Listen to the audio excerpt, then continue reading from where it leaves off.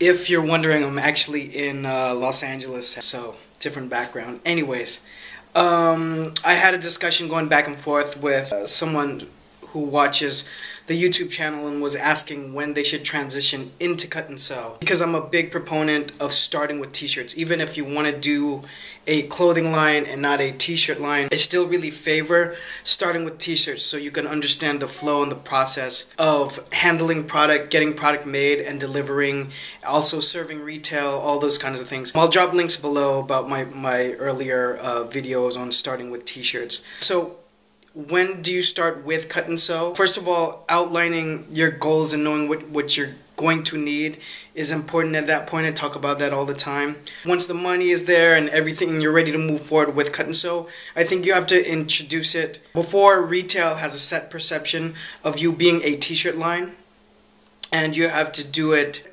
after you've established kind of the flow of building your retail list. You have to do it after you've kind of done a couple seasons at least. Now the person I was talking to has tons of money, and that's why I caution them even more, because you just don't want to rush into this. Having a lot of money is not a good reason to just kind of rush into a clothing line. It's the #1 way to lose that money. That's what I should be saying.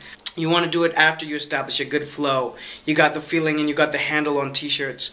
And you want to do it before there's an overall perception of retail that you're just t-shirts. Now, as this is postmarked, we are in a really, really tough economy. The brands that are doing really well and the brands that are at the bottom of the totem pole and just trying to scratch out a name for themselves, they're all searching. It's bottlenecked to the same large retailers for the most part. Boutique business is not solid at this point. There's a lot of boutiques who have been around for several decades and have been blown out these last couple years because we're in one of the worst economic climates. So I bring that up because when you do projections, especially for overseas manufacturing, that's a hefty check, and it becomes a game of hot potato because there's risk all around. So the retailer's having risk by having the product there, so they're going to work with terms with you. So you got to be able to withstand the worst bottom lines. So if a retailer makes a huge order and for any reason is able to say, we can't accept your product, or we can't move your product, we want to return it and we want to switch it out for something else.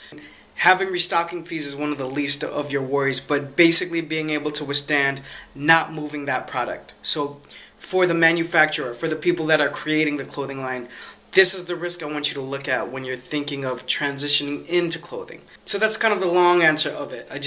At every turn in the corner, I need a client or a person, whoever is watching this, to know that that's when the risk starts, especially when you're dealing in bulk volume. Now, if you're able to find a manufacturer that can do small quantities of stuff, it's like a sample maker or a seamstress, or it's a product that you can have handmade, you know, in a different country. It's not like a full-on production house. Definitely have an advantage, because typically any product could get mass-produced, but if you get it made in smaller quantities, now you have an edge because you don't have as much risk as ordering 600 units of one design. I did a video on that. That's why I'm saying this is the greatest time to think about niches. And if it's a low-priced niche, you really do have the opportunity to kind of just snake by retail, get in there, because if it's low risk for them, then and it's a cheaper product, then it's easy for everyone. But anyways, that's a tangent.